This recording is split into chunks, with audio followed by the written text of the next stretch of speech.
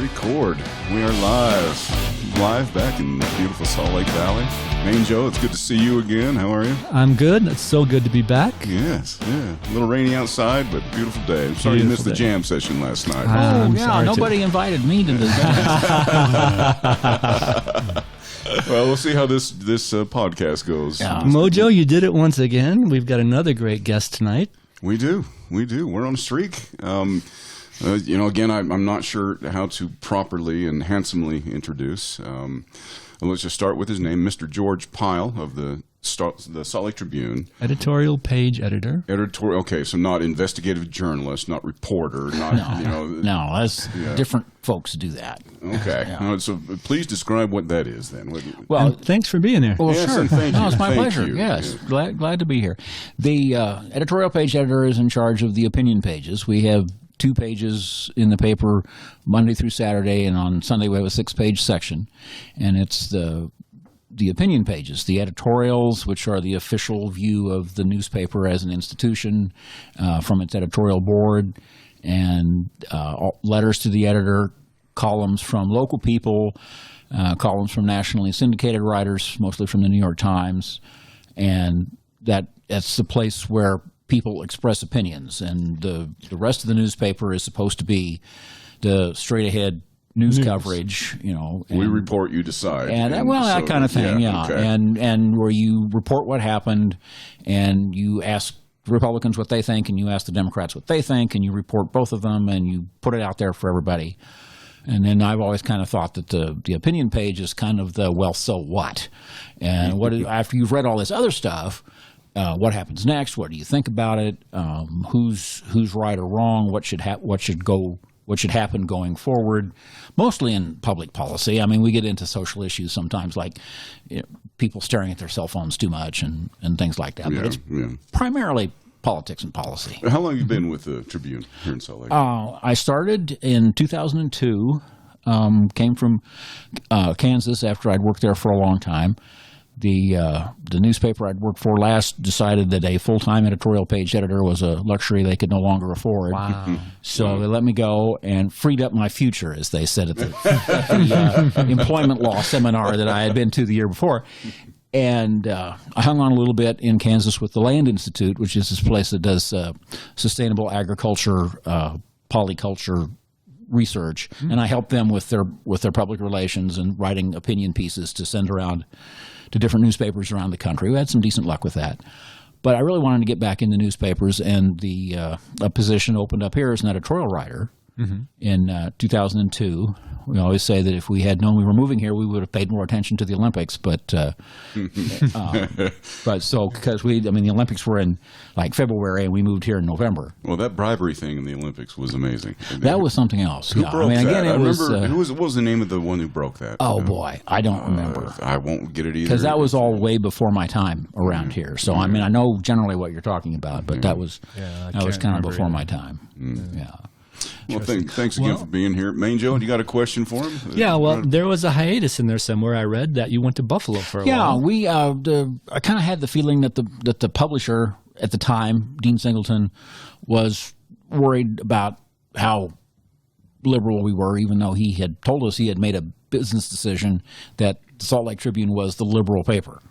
Kind of needed to be. Is the conservative paper, sure. And you don't, just from a strictly cold business standpoint, regardless of anybody's personal political feelings, you don't need a town with 2 conservative newspapers. You don't need a town with 2 liberal newspapers. You ought to have, if you have 2 newspapers, if you're lucky enough to have 2 newspapers, which most places aren't. Well, if you count the City Weekly, we kind of have 3, right? Right. And daily mainstream newspapers. Yes. Yeah. There's very little of that left outside of New York City. You have Detroit, that has the free press. And Detroit has the free press and the news, the Washington Post and Washington Times. Wall Street Journal. And the Wall Street Journal in New York, along with the Post and the Times and the Daily News. Yeah, wow. Chicago Tribune and Sun-Times, and Salt Lake City. And that's about it. Wow. I didn't know Salt Lake was hanging on That's amazing. Like that. Yeah. And one of my favorite writers of all time, Roger Ebert, was, I think, Chicago Sun-Times. Right. Is that correct? Yes. Yeah. He was with the Sun-Times. And both of those have gone through, I mean, in Chicago, they've gone through different managements and shakeups, and different ownerships and changing times, and you don't know how long Chicago's actually going to be able to support two newspapers. And I've read where a lot of people give Trump credit for bringing back the newspapers to a degree. Are the Salt Lake Trib feeling any of that comeback? Well, I would people more interested in the news? They're more interested in the news, but they prefer it digitally now. They prefer it online. Well, that's where I read your article. They prefer it more and more just on their phones. I mean, we seem to. I mean, I'm not quite there yet. But you gear up for a technology, and then everybody skips it. I mean, we geared up. I remember. We've had a website for a long time. We put all our stuff on the web because that's how more and more people want to consume their information. It's more convenient. And so you set it up to it's going to look good on a desktop. Yep. And it might look kind of funny on a tablet, and it might look really weird on a phone. Yep. So, but as tablets were a deal, for about a couple of weeks, and then they skipped to phones, and now. I mean, we can tell. They can tell. I can't tell. I don't know how this works. But the people who run the website with Google Analytics and all these things, they can tell who's reading it on a desktop, who's reading it on a tablet, who's reading it on a phone, who's reading it on what operating system they're using. Yeah, what operating system they're using, what kind of browser they're using, tell it all. And how they get to us. Did they go to SLTrib.com from the beginning? Did they Google from your Twitter feed? Right. That's where I usually go. Are they following me on Twitter? Are they following me on Facebook? Or are they following the newspaper generally on social media? Did they Google Mitt Romney or Utah Jazz or something like that and come to us that way? And so we have people, and that's their job, is to track this stuff and try and find out where our readers are coming from, where our web hits are coming from. Now, are these social media directors? Is what you're talking about? It's a web director and a web staff. Yeah, I bet there's like 1, 2, 3, it's a lot like to maintain. 4 people, who's 3 or 4 people who that's their job. They put us on the web. They make sure that the web page is updated, that the latest story, the latest version of the latest story gets online just as soon as it's ready. And they also do a lot of tracking as to what's popular, what's being read, what's being shared on social media. Trying to get subscribers. And initially it was like just trying to get more people to come to us. Right. You got to get that on the idea that we get the traffic, we sell digital ads, that when we get the traffic, people see the digital ads, and then they maybe click on it, hopefully even buy something while they're there. But that hasn't been too successful for anybody, not just the Salt Lake Tribune. Yeah. So now we have followed and taken the leap of going to the subscription model, paywall, which for a while there, you had to be really big. You had to be the New York Times, the Wall Street Journal, or things that people would pay for. And right now, I think the New York Times now has more digital subscribers than it does print subscribers. And it's more expensive because it's the New York Times and people will pay for it.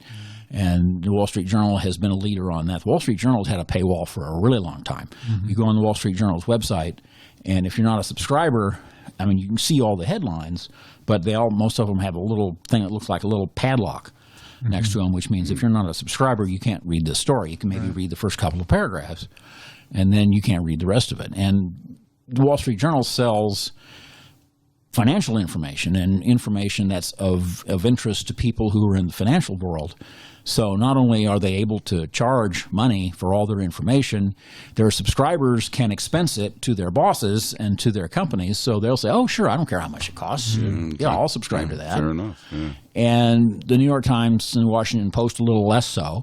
And newspapers like us, for the longest time, it was like, well, you can't charge people to read the Salt Lake Tribune or the Seattle Times or the Kansas City Star. They won't pay it. They're used to information wants to be free in both the sense of I wish it were. Websites cost money, though. I know this one site I go to. They give you like 5 articles a month, and then after that, if you want more, you have to subscribe.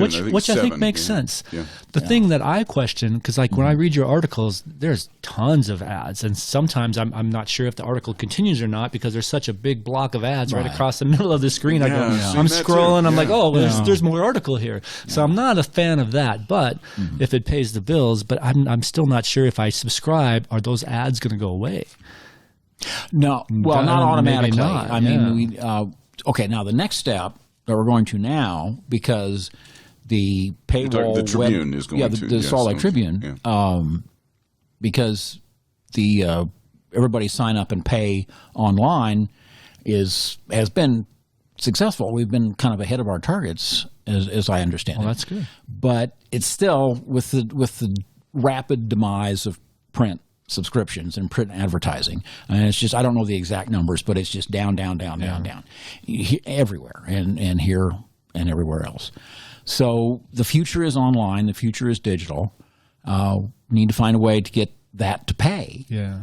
The paywall we've had for a couple of years, people are willing to subscribe. A lot of people are willing to subscribe. And for a long time, people have been saying, well, I really like the Tribune, and I really think the Tribune is important to the community and to the state. I would really like to support it. How about I give you more money than the subscription cost? And, we weren't really set up to handle that. So finally, after Paul Huntsman bought the newspaper out of away from the Vulture hedge fund in New York City, and went looking around for what he hoped would be a sustainable model. Yeah. We got approval from the Internal Revenue Service a few months ago that the Salt Lake Tribune is now a community-owned 501c3 nonprofit. Wow. 501. Yeah, 501c3 nonprofit. Okay. That's awesome. And so it's the best analogy that most of us have been able to come up with is like public radio, NPR, like your local NPR stations, and they have grants and they have foundations that support them, and they also get donations from individuals who listen, and that's they the way. Still charge a great. paywall, though. Well, we do, as we move along, I mean, we would love to make enough money from donations and foundations. I mean, it's kind of the idea that instead of getting $100 from 1 million people, we get $1 million from 100 people. And that is going to be more sustainable. So you're the Bernie Sanders of newspapers, essentially. You will not take major corporate donations. Well, no. Well, they will. No, He's just the opposite. We'll take it. I mean, this is the same model the Hale Theater has, essentially. I think. I mean, and the people that donate a lot of money get extra perks and things. They get invited to the parties. I'm going to listen. This is great. Things like that. But yeah, it is kind of the opposite of Bernie taking small donations from 1 million people. But you gotta stay afloat. Right. And our future, we think, again, kind of copying from public radio, but it isn't an exact analogy, but it's kind of the best one we have. It's not so much corporate, although that's out there, but more the foundations. And often the foundations, where the foundations get their money from corporations or from rich families who had a lot of money, and they say, well, we want to do some good in the world. I mean, NPR's got this huge bequest from Ray Kroc of McDonald's. His widow left them some god-awful amount of money, and they're able to kind of live off the interest. It's been such a boon for them. Wow. Oh, God-wonderful amount of money. So again, going forward, we're looking for the right model, foundations. Rich families, and there'll be corporate money in the mix. Does that bother you? I mean, because if you get the money from these people, aren't they going to want some influence? I don't like that article you wrote. Yeah. Well, that's always part of newspapering. You made me look bad. You made my nephew look bad. Yeah. Well, I mean. That's always been a hazard in newspapering, because before it was advertisers. And we were dependent on advertisers. People and classified ads. I remember Pat, one of your coworkers, compatriots and friends, I might say. Yeah. No, Pat Bagley, I guess, was here. Yeah. And because the classified ads were the real cash cow, for newspapers. Printing money. You said it was printing money. No, it was a license to print money, and it was everything from like 4 lines, like kittens to give away, to big help wanted ads from big corporations. Lonely single white male looking for lots of sales jobs. Yeah, and lots of jobs, and auto dealers would put long listings and classifieds in addition to any big display ads they had. Yeah, that's gone. And that's all gone. That all went to Craigslist and KSL.com and all those places. Yeah. And so that money's gone. And then the display advertising, the big ads that advertise suits and underwear and cars and tires and things like that. That paid an awful lot of the freight, but that's mostly gone now too. But that's migrated online. They still advertise on TV, still advertise on radio. For the longest time, like the sports section would have ads for cars and tires and shotguns and hunting equipment and camping equipment and things like that. The business page would have ads for Fidelity investments and things like that. The news pages would have all the ads for the department stores, and later on it was the cell phone companies and things like that. And that's always the best thing for a newspaper is if you have a really competitive market in some other business, like insurance or cell phones or something like that, because then they all want to advertise and they all spend a lot of money on color ads to get the people's attention. Yeah. And early in the days of cell phones, they were some of our best advertisers because they really were. It was really a pretty cutthroat market. But even they now have pretty much moved away from newspapers. They do some digital and they do a lot of TV. Well, Mr. George Pyle just gave us a great lesson in what I think I'm correct in saying is targeted advertising. The shotguns are on the sports page, and the Fidelity is on the investment page. I had a friend that started a successful business, and he advertised in the TV Guide because he figured that would be around all week. Right. And people would be, nice. That worked. He started a successful business. Well, I know we don't even have a regular TV book anymore. That when we did, that was the idea that you could sell advertising to people based on the idea that, well, the daily paper gets thrown away at the end of the day, but they keep the TV book all week and they keep looking at it. Yep. And it became really hard after a while to sell those ads. It seemed obvious to us, but the advertiser makes the decision as to what's going to help their business. Nobody advertises in the newspaper to be nice to the newspaper. That's silly. You advertise in the newspaper to reach potential customers. And if they don't think that's the way to do it, if it doesn't prove to be the way to do it. Then, right. Yeah. And also, part of the thing about the migration from print to digital, some of the thinking was, well, in print, you put out all these ads, and except maybe when you have a coupon that people cut out and take to the store, you really don't have any feedback for how well that advertising did. It's got to be really tough. You have a sale, whether you're, like Macy's or Larry Miller or somebody like that, and you do well one month and you don't do so well the next month, and it's really hard to point to why. Because you don't know, the newspaper ads go out into the ether and you don't know if they worked or not. And sometimes they'll have a promotion or something that the only way they could have known about it was from this newspaper ad, or they have a coupon. You get a little feedback that way, but most of the time you don't really know. So the idea of digital was that you have an ad on the homepage of the newspaper and in all the articles of the newspaper. People click on it. Count those, so you know how many people clicked on the ad. You know how many people bought something, if it was the kind of thing where you could buy it right there. And how many returned a second time. And how many came back, and how many, and that was quantifiable. Metrics were, Right, exactly. And the problem was they weren't clicking, and they weren't buying. So we were able to prove to our advertisers that their advertisements weren't working very well, which turned out to be bad for us. Now we move on to even the advertisers they're not so worried about just the number of clicks. We measure engagement, which is how long were you on a page? How long were you on a story? Did you share it with your Twitter and your Facebook followers? How many times did you share it? How many times did you share it? How many times did they share it? Did you comment? Did you email it? Did you do all these things? And so that's more kind of the way it was like, okay, here's the value to the advertiser, to the digital advertiser, as to how that will work. And we can show them statistics that say this many people saw your ad, this many people clicked on your ad, this many people bought something from your ad. And at first that was like, hooray, we'll be able to prove to our advertisers that it makes sense for them to advertise with us. But the numbers just weren't there, and it wasn't happening because most people ignore those. Well, I went on you might remember this, I went on a big tirade about YouTube. They started cranking up the number of ads they displayed for my videos, and I got all upset, and I went on a little rant, and I was all fired up. I find out a few weeks later, YouTube isn't making money. So they're still trying to figure all this advertising thing out. And I know I've run websites in the past, and I've advertised with Google Ads, and I've spent $200 went up like that.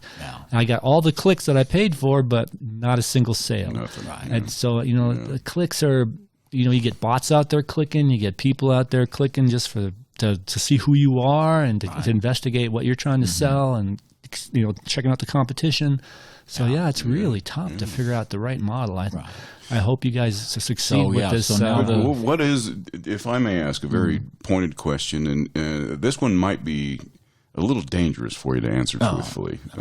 What is the health of the Salt Lake Tribune? It's going to be around for another 50, 100, 200 years. Yeah. No, I don't see it going away. It's too popular. It's too necessary. People throughout the community of all political persuasions and socioeconomic groups understand that it's important. We've had a lot of support from people when they heard we were going nonprofit and they could donate to it. They said, finally. Oh, that's great. Hooray. I mean, like I said, it's working for the Hale Theater. That big, beautiful theater they got down there in Sandy now is amazing, and they're just growing. So, yeah, but it does. One of my favorite things that I miss from my childhood, and George, I don't know if you don't know this. I was raised in this house. Oh. This neighborhood. This is my stomping grounds. Oh. And one of my favorite things was, heading for school or heading for work in the morning and seeing all the newspaper bundles in everybody's driveway ready to be picked up. And nobody has that anymore. No. So where is print now? What percentage is print? And where was it and where is it now? Well, I don't really know the numbers, but it's bad. It's just down and down and down. I haven't met a But that doesn't mean the death of the Tribune. Well, no, because it may mean the death of the print Tribune. Mm-hmm. I mean, its days may be numbered. Nobody's made that decision yet. Some newspapers have already cut back on the number of days a week. They publish the Oregonian in Portland, Oregon. I think is down to like 3 days a week. Wow. Printing, and their website is still up and updated all the time, just like it always has been. But the print newspaper is, I think, 3 days a week. The Detroit News and Free Press, I think, went to this model where they print a newspaper 7 days a week, but they only home deliver it like 3 days a week. And they've done the numbers to find out when the advertisers really want the newspapers delivered to their potential customers. Morning, afternoon, evening. Or what days even. And it's like, it's like since Benjamin Franklin about, the Wednesdays is the days that you have the grocery store ads. So Wednesdays is the day that I want to revisit that, but please go ahead. So Wednesdays is a day that newspapers that have cut back on publication still publish. Sunday papers are still really popular. Yeah. So a lot of newspapers publish on Wednesdays, Fridays, and Sundays, or not some newspapers are doing that. Either that's the only days they print, or that's the only days they home deliver. Some newspapers continue to put together what looks like a newspaper, and they email it to you. Oh, and in our case, we have that, but we don't have that many subscribers to it. So if we do ever see a day when the print goes away completely, I would doubt that we would do that. We would just go to online. We would just go to online. Now, my preference, if I was making the decisions, would be that we would continue to put out a traditional, recognizable newspaper on Sundays, because that's the day people have time to sit and read the newspaper, and that we just maintain a website the rest of the time and update it just as often as we have something to update. But the market, we're not going to decide this. Paul Huntsman isn't going to decide this. The market is going to decide this. Yeah, well, if it was up to me, I would say go to the 5 views a month thing and cut back on some of the ads, or at least display them a little differently so they're not breaking up my article so much. I think that's what I would prefer. Yeah, I think. Well, the next thing is take this to your supervisors. I'll put it on the podcast. Everyone listens to this, right? They're aware of it. They hear about that. I think it's what I hear them talk about is not so much the number of ads, but does it take the page longer to load because there's an ad there? That's what drives people crazy. Both readers, does it refresh while you're in the middle of reading the article? Does it bump and refresh and move around? Right. Does it move around? Does it make you wait a minute? I was reading this. What happened? Yeah, it jumped on me. Yeah. So there is potentially. We're talking to some people. This is not my part of it, but I kind of overhear some of these conversations. How do you speed that up? How do you make it so the paper loads more quickly, regardless of how many ads are on the page? How do you make it so that it's just as convenient for the reader as it can be? There's no annoying lag time or anything like that. And what they call now we're to the point I was talking earlier about how does it look good on a desktop? Does it look good on a tablet? Does it look good on a phone? The technology is now to the point where they call it platform agnostic, which means you can do that. That's nice. We put up a website, and it can tell like what you're looking at. Right. You dial in, you go to the website on your phone, on the device. and it says, "Oh, this is a phone," and so it displays everything vertically, and so you scroll up and down, and it looks different, and it looks on a desktop, but it's still navigable, wide and navigable, and things like that. Do you see yourself beholden to the Salt Lake Valley, the Salt Lake Tribune? Do you like being here? Do you like working where you work? Yeah. No, I love where I work. We love the city. Like I say, we came here from Kansas. We wandered off to Buffalo for a few years when you and your wife, my wife and my two sons. Yes, okay, thank you. And worked for Warren Buffett for the Buffalo News for a while. Never met him. I'm a fan of that guy, though. I like that guy. Yeah. He saved a lot of companies. I'm intrigued by him. And he likes newspapers, but he just sold all his newspapers, including the Buffalo News. He sold them to Lee Enterprises, which owns, their big one is the St. Louis Post-Dispatch. They own newspapers all across the country. And for a while, they kind of had a reputation as being not so good to work for. They would come in and buy a newspaper and then start laying people off. And they kind of reached a level where they stopped laying people off. And then now they're not the bad guy anymore. Gatehouse is the bad guy. Gatehouse bought a lot of newspapers and laid a bunch of people off. Gatehouse? And is that like a Sinclair thing? Well, are these hedge funders? They are in turn are often owned by hedge funders. I mean, before Paul Huntsman, we were owned by Digital First Media, which was owned by Alden Global Capital, which didn't care anything about news or anything. No, just the money. Just the money. Can we exploit this in some way? Yeah, and how and then you strip it for parts, you boil it down, you lay people off, and then it's kind of like we don't really plan on keeping this forever, right? And we don't plan on closing it altogether either because we want to sell it. Right. Gordon Gekko in Wall Street. That's what he's talking about. Right. Yeah, that's the kind of thing. Well, similar. And at the same time, even Alden Global Capital was going, we're doing this. We think we can make some money off of this over the medium term. Anybody wants to buy any of these newspapers, come talk to us. We're happy to talk to you about. We're not holding on to these. We'll see what you forever. got. Yeah, we'll buy it. We'll sell it to you. I'm happy to hear that Huntsman came in and you had to have somebody like Paul Huntsman and some of these other places. There isn't anybody. The two big markets probably are Denver. They own the Denver Post, which is a shadow of its former self. They own the San Jose Mercury News, which during the early .com days when people were building digital corporations and they were doing help wanteds in the print newspaper, San Jose Mercury News was just rolling in money. Wow. But then now, it's even the digital world has changed, so that they don't advertise in newspapers, print or online. They go through Indeed and Monster and all those job sites, so they're not advertising for that. Where's it going, George? And is print? Is there going to come a day where there will be no newspaper delivered to anybody's driveway anymore, or even to the 7-Eleven on the corner, and it's all going to be phones and digital and everything? Well, it might happen. I don't think it's going to happen within the next 2-5 years. I think newspapers will hang on because there are people who still like to sit down with their newspaper and their cup of coffee and read the newspaper. But they tend to be people who look like me, not people who look like my sons. Well, I was going to say, he's a strapping young man here, and he looks, he's 6 foot tall, got high yellow. He can't be that much older than me, but I do most of my watching. I watch YouTube videos, basically, is where I get all my news from.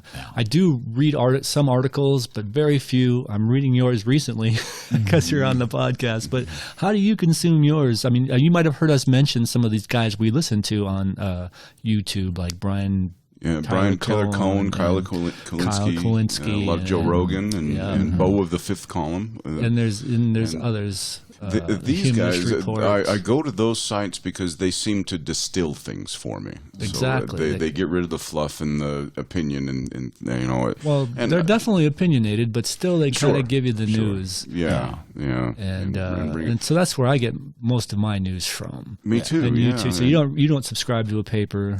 Well, I do visit during my work week. I'm a computer professional like you are, so I'm on a computer screen all day, like most people are. And I will go to SLTrib.com and KSL and Washington Post and just see what's there. But most of it is after I'm done with my workday. I'll get on YouTube and look up clips on CNN and MSNBC and Fox, and even I do go to Breitbart, guys. It's important to know your enemies. It's important to know your enemies. I've tried to listen to Fox News a couple times, and I just can't do it. It's important to know your enemies. What cracks me up, though, now is I think Kyle Kulinski just mentioned it the other day, that Fox News is actually talking about Bernie more what's the word I'm looking for? More genuinely than some of these other news media outlets that are freaking out about Bernie's front-runner status. Why are CNN and MSNBCs, they're freaking out.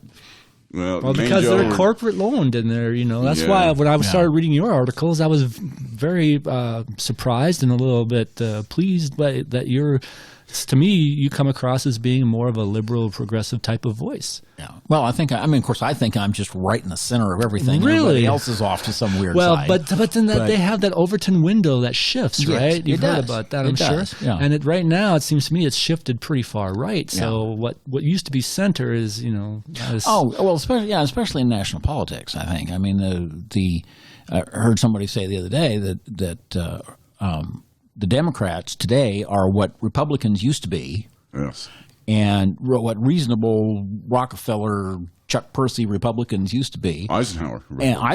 And the Republicans are now off in some. Well, they're so off the spectrum you can't measure them anymore. Right. MoJoe and I were just talking before the podcast that I think Mitt Romney might be a Democrat. Yeah, dude. I've got a piece that I haven't run yet, but somebody is talking about Mitt. He ought to run as an independent. He ought to join this new Utah United Party or United. I can never remember if it's Utah United or United Utah Party that they've started here as a third party. There's Bob Bennett's son is, one of the leaders, and so they have a couple of Republicans and a couple of former Republicans and former Democrats in the leadership of this, trying to start a new party based on like good government, term limits. Campaign contribution limits, things like that, and they're not so much on. They're making a conscious effort to not be so much identifiably right left. They're not doing abortion. They're not doing Medicaid. Sounds to me like they're more going that way. They're going on the good government. Representing the people. It's supposed to be a government for and of the people. Right, and so they're going on term limits, campaign limits, campaign contribution limits. That makes sense.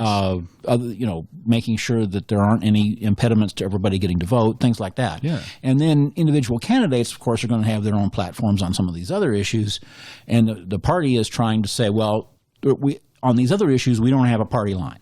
Is whatever the candidate wants to do. Our party line is these good government things. We have these planks. We have these planks, and each candidate can do their own thing depending on their district and their beliefs and however they want to do it. Who they're representing, yeah. So people are saying, well, Mitt should join that. Well, Mitt's not going to join that. But the next person who might come along and mobilize disaffected Republicans and people who have given up on the Democrats ever having any success in Utah.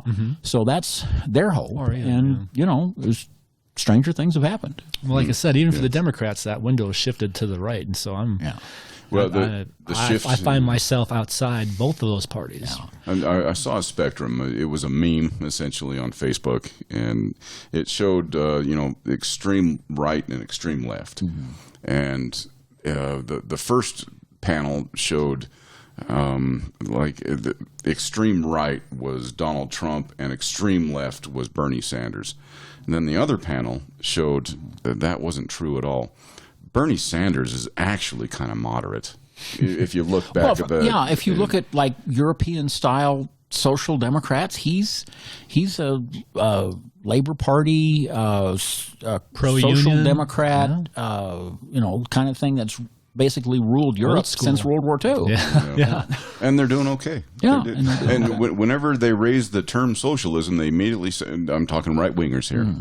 Even CNN and MSNBC, dude. Well, no, I'm saying Venezuela. I know. Anytime I'm saying they say, CNN and MSNBC says the same stuff. Do they? Yes. They never bring up Sweden. They never bring up Finland, Denmark. They never Australia. They never put democratic in front of that socialism. They never do. Never. No, it's a scary term. That's isn't what I'm saying. Scary. That's why I watch these other progressive YouTube channels because I'm not seeing. So where are your politics, George? Yeah. Are you asking him how he feels about Bernie, or? A general question. Yeah. Very general. I guess, like I say, Benjamin Franklin used to say that if you're out in a fog, if you're out riding a horse in a fog, you think that you're in a clearing. It looks to you like the fog is not totally enveloping you. You're in a clearing. And you look at anybody else who's out in the fog, and they look totally enveloped. They're totally fogged in. Sure.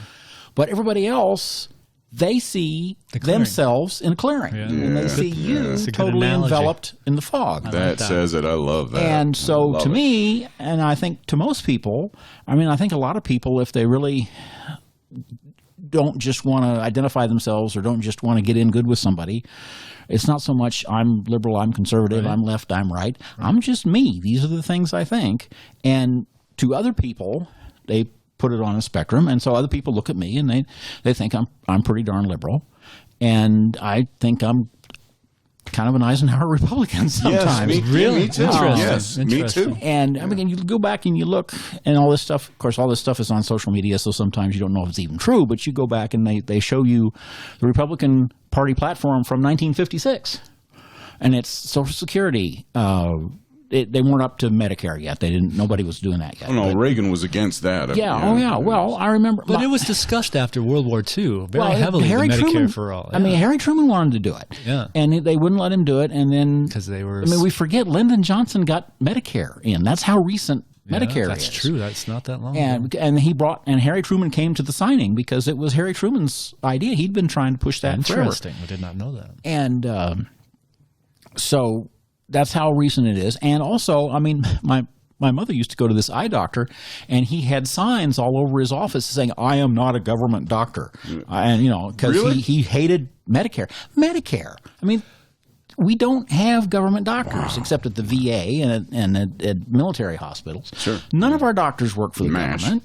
Yeah. None of our doctors work for the government. None of our nurses work for the government. They ought to get paid by the government. Sometimes I wonder how government got such a bad rap. I mean, it's a government of the people, by the people, for the people. How? I mean, this is the key word. We send these people to go represent us, but yet. Yeah, it's just I don't understand. Facebook meme is like, "Oh God, here come the socialist snowplows."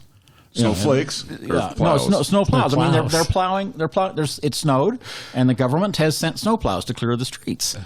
Socialism. Yeah, interesting. Yeah.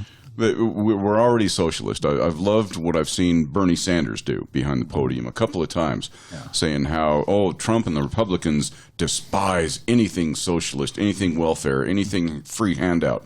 But, they sure love those things when it comes to corporations and billionaires and needing bailouts, and know that they're all about socialism then. There's some great Pat Bagley cartoons on that. It's an old line. It's I think Martin Luther King even used it. It's socialism for the rich and capitalism for the poor. And if you're rich, you get too big to fail, and you're a job creator and things like this. And so we'll if you're poor, you're too poor to succeed. Right. And you're just too bad. You're on your own. How come you're not? If you're sad being poor, why don't you become rich? And then you wouldn't be sad anymore. And like it's that easy. Yeah, well, I think I just read an article you wrote the other day about what they want to do with the homeless. I guess the homeless guy came on a tour and talked to your office. Right. And I mean, this guy kind of developed a reputation as being kind of a Scrooge. And was he appointed by Trump? He's new on the job. He's been a would kind you of guys bring me up to speed on this? Oh yeah, there's this guy named Robert Marbut who's been to Salt Lake City a few times, and people, not so much the government, but people who have property around Pioneer Park and things, were bringing these experts in to try and say, okay, what are we going to do? We got too many homeless people, and they're not finding homes, and they're not finding their way out of this situation. And they're not leaving. And they're not leaving. So what do we do? And they brought in various experts, and he was one of them. And he had been going all around the country saying, you got to do this, you got to do this. And people would kind of listen to him, and he said a lot of things, and they would hear the things they wanted to hear, and they would ignore the things they didn't want to hear. So he would say, like, it's not really a good idea to just have overnight shelters and a place to have lunch and nothing else, because that doesn't get them out of homelessness. I mean, they don't freeze to death, they don't starve to death. Cool. But that doesn't get them out of homelessness. Get them out and make them productive. And so people would listen to this, and they would say, oh, he's saying don't have emergency shelters and don't have food for the homeless, don't feed the homeless. And so towns would pass laws that said don't feed the homeless. And then he'd come around and he'd say, well, yeah, that's not exactly what I meant. It wasn't what I was. I meant that doesn't solve the problem. I don't mean don't do it necessarily, but if you think you're solving the problem just by doing that, then you're not. You're. It's like, you put a tourniquet on something, but that's not chemotherapy. That's not saving lives. So what you need, and then he came back the other day, and now he's he didn't want us to call him a czar. That's bad, but the administrator of the interagency task force on homelessness. And they had these things all over the federal government where they realize, boy, that's a lofty title. Yeah, and they realize that there are things that they need the Department of Health and Human Services to do, and there are things that they need the Department of Education to do, and there are things that they need the Department of Housing and Urban Development to do. So they hire some guy, and his job is to go around to all these different departments and say, from you I need this, from you I need this, I need you guys to be on the same page, and send the deputy secretary We've got a common goal here. Meeting, and we're all going to get on the same page, and we're all going to cooperate, and we're not going to work across purposes. And so they have that for national security, they have it for health, they have it for all these different things.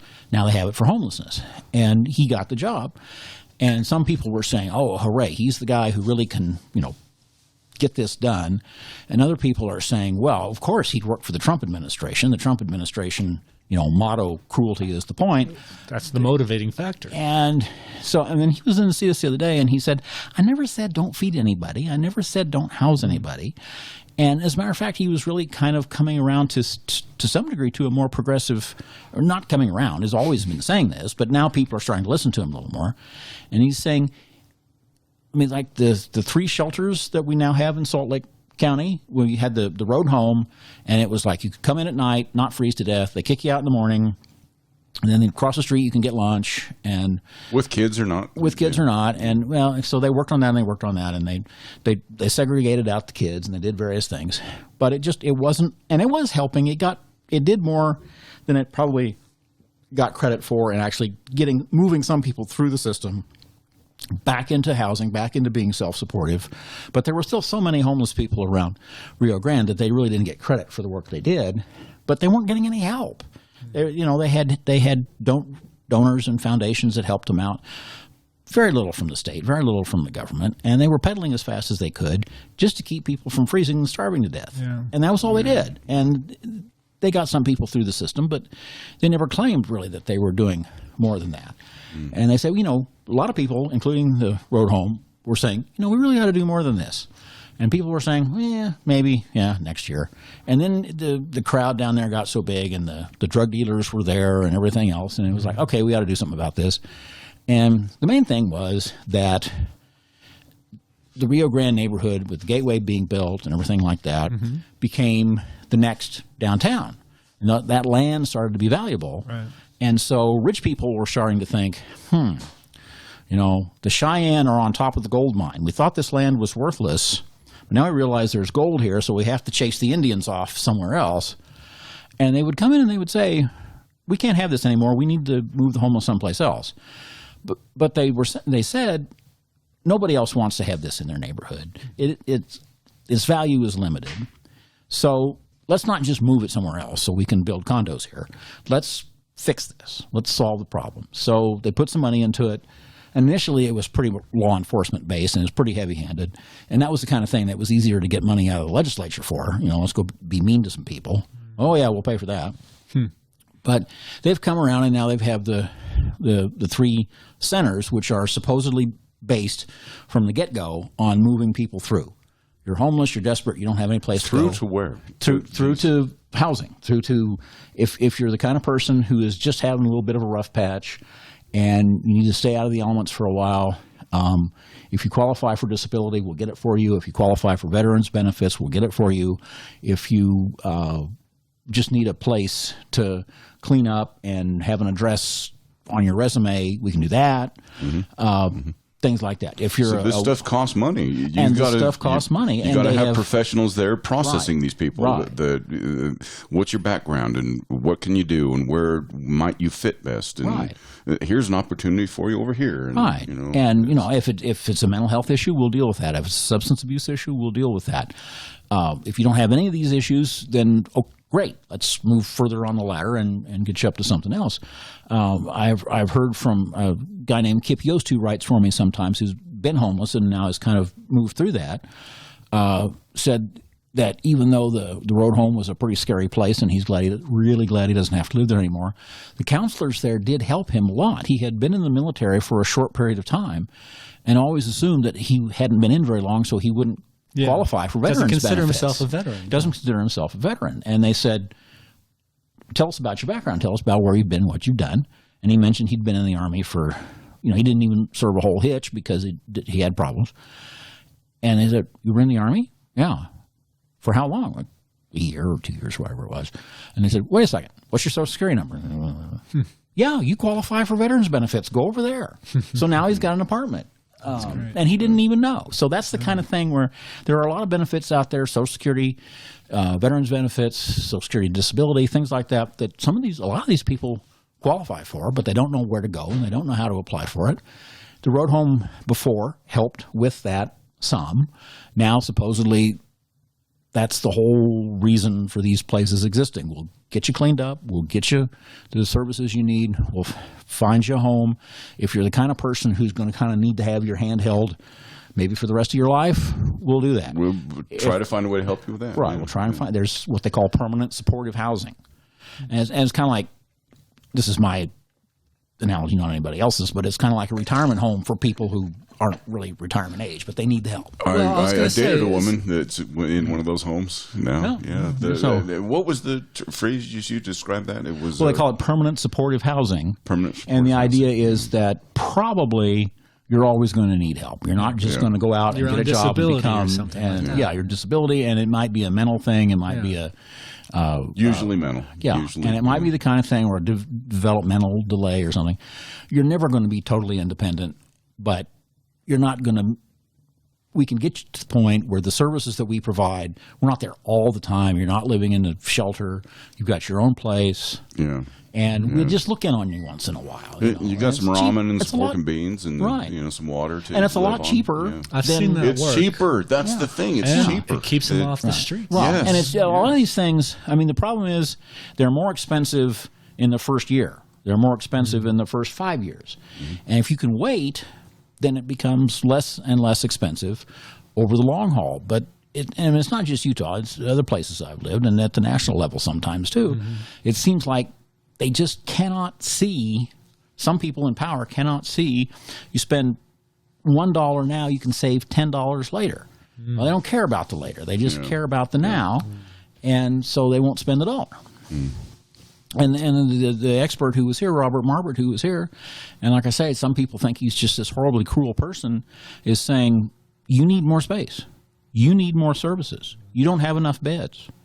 And if somebody else wants to come along and build a thing with more beds, you need to help them with their zoning. You need to help them with their ongoing. You need to make sure that the various service providers aren't competing for funds. These new places you've built are safe and clean, and people who would sleep on the street rather than go to the old road home will go here. But you need to keep them that way, and that costs money. And tell me about that. There was this one part of the article where you talked about the emergency room and how some people think that's healthcare. Yeah, no, that is a fond rant of mine that I will go on from time to time. Every once in a while, whether they're talking about rant. I love whether they're talking about Obamacare or Medicare for all or Medicare for all who want it or any of these things. So, we don't need that. If anybody needs medical care, they can always go to the emergency room. I've heard that. Because, there is a federal law that says if somebody shows up at the emergency room and they're bleeding to death, you can't be turned away. Yeah. Well, you can be hounded by bill collectors for the rest of your life, but you can't be turned away. And it's the kind of thing where, it's emergent, has to be dealt with right now. You have a fever of 110, you're bleeding, you've been in a car wreck, all these things. And that is not health care. Right. That is trauma care. Somebody mentioned MASH earlier. It's a MASH unit. Yeah. And we're really good at it. Yeah. We're really good at it. We got enough people with guns, and we got enough people who don't wear seatbelts. We got a lot of practice. Emergency rooms in the United States are really, really good. And they know how to do it, and they have specialists, doctors and nurses who just do that. And it's great. Yep. And they won't ask you. They'll ask you for your insurance card, but if you don't have one, they'll go ahead and treat you anyway. And but like I say, sometimes they'll send the bill collectors after you afterwards and hound you for the rest of your life. And if it's the kind of thing where, we've treated the short-term emergency thing that you came in here for, but you're going to need ongoing care. You ought to you're going to have dialysis. You're going to have chemotherapy. You need to talk with a dietitian about getting your diabetes under control. We don't pay for any of that. That doesn't happen in emergency rooms. There's none of that going on in emergency rooms. So the idea that so more cost later. Exactly, more cost later. When I worked in New York, the head of the New York Health Department was trying to get the legislature to realize that if you came into a hospital and you were really diabetic and it was to the point where your foot had to be amputated, they would do that for you. That's an emergency. Mm-hmm. And the state would pay the hospital to do it. So if you were poor, you didn't walk away or limp away from there with a bill. Right. It was taken care of. The state would pay for it. But if you couldn't afford your $300 insulin, right?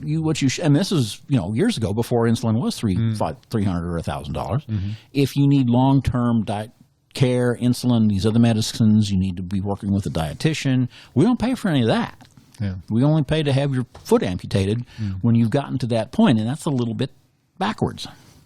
I would say so. Backwards seems like an understatement for that. That's just fucked up. Yeah. It should, it's cheaper to allow them to find out what's wrong and get a $20 insulin vial instead of a $30,000 amputation 5 years later. Right. But who makes the money? Who saves the money? Part of the argument for a real Medicare for all or Medicare for all who want it or something, Buttigieg, is that if you have really good health insurance when you're 40, and they pay some money for screenings and care and things like that, then your health care bill will be much less when you're 60. But by then, you've gone through 2 or 3 employers in a different insurance company, and they can't say, look, we spent the dollar when he was 30, we saved $20 when he was 60, hooray for us. They don't look at it that way. Yeah. Medicare looks at it that way. Medicare says, let's spend $1 now to save $100 later. Yeah. And because you're in the system for life. So most of us, the only 2 entities that care whether we're healthy in the long term are our families and the government of the United States of America. Nobody else cares. And nobody else is in a position where they should care. They don't make any money. They don't save any money. Yeah. Why should they? Yeah, good point. Well, it sounds like you know a few things about this, George. I would like to present to you the argument that's been given to me by a couple of my friends, my conservative friends, is that America is too big. There are too many people here. No. We can't possibly do that. Sweden, Denmark, Italy, they're nowhere near the size we are. So what's your answer to... Well, you support a large amount of people with a large amount of people. We also have a large number of taxpayers and a large number of corporations.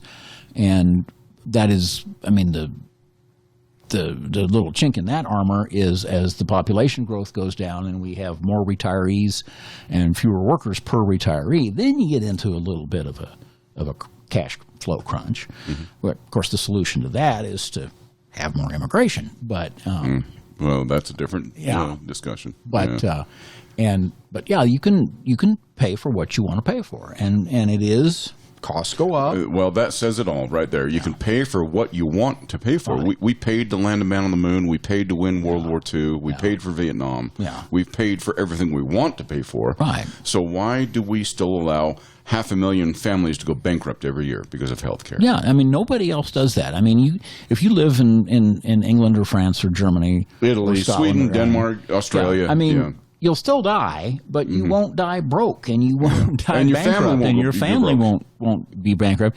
And that's kind of the thing is it's not so much that a true Medicare for all kind of European system would automatically instantly make us all a lot healthier and make us all live 20 years longer. Exactly, because medicine has its limits. Yeah. But the cost of that would be shared across more people, which is sort of what insurance is supposed to be for, but it isn't.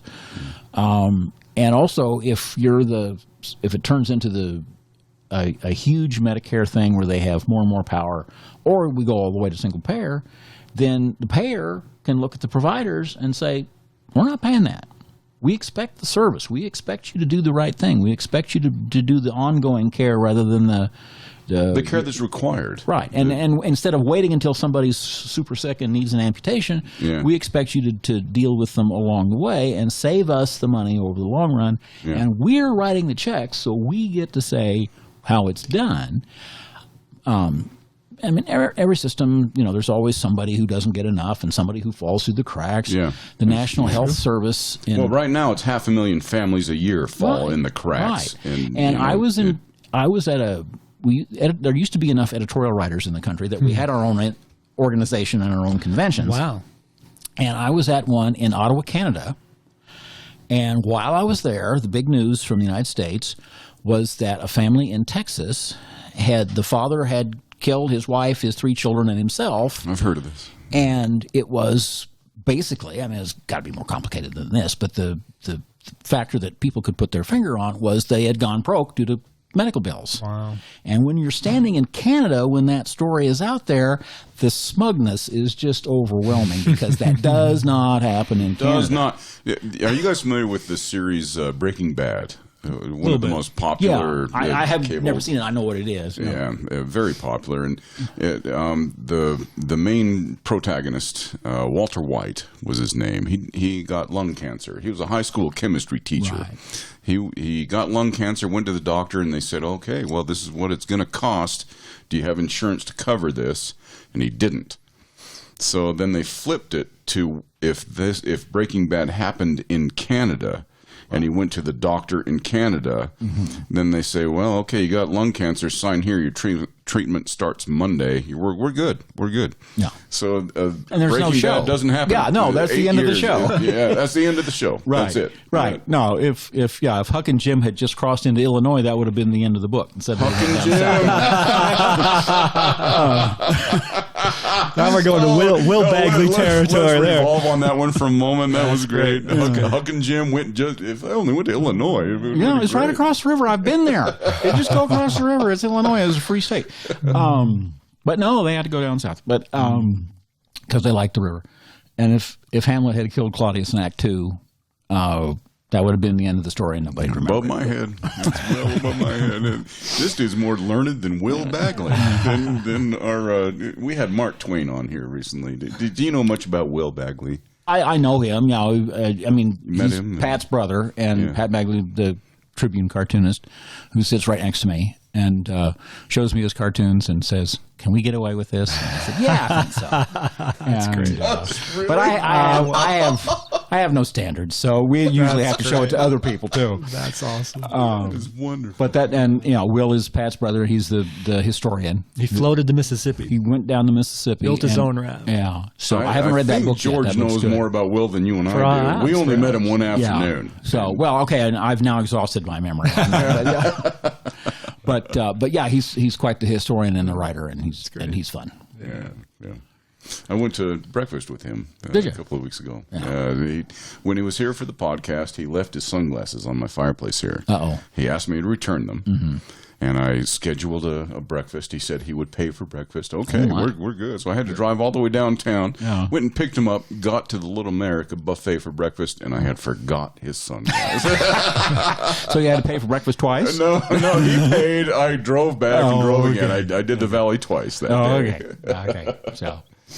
Yeah. Well, I don't know about you guys, but I could use a little break. A little refresher. I don't want to let George go just yet. George, I've got some more questions for you. Sure. You good for another 20 minutes, 30 minutes? Oh, yeah. One more segment? That'd be awesome. So we'll be right back with George Pyle. Thank you so much again for putting this together in MoJoe's studio, my studio. Always welcome. We'll be right back. Thank you again, George Pyle, Salt Lake Tribune. Happy to be here.